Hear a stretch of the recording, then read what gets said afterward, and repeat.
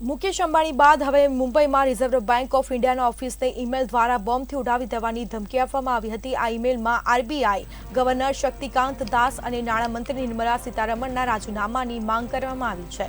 જે લોકોએ આરબીઆઈને ઉડાવી દેવાની ધમકી આપી છે તેમણે આરબીઆઈ ગવર્નર શક્તિકાંત દાસ અને નિર્મલા સીતારમણના રાજીનામાની માંગ કરી છે। અને આ વિચિત્ર કહેવાય છે કારણ કે સામાન્ય રીતે તો પૈસા માટે ધમકી અપાતી હોય છે, પરંતુ આ તો જુદું જ કંઈક નીકળ્યું। બે હસ્તીઓના રાજીનામા લેવા માટે બોમ્બથી ઉડાવી દેવાની ધમકી આપવામાં આવી છે।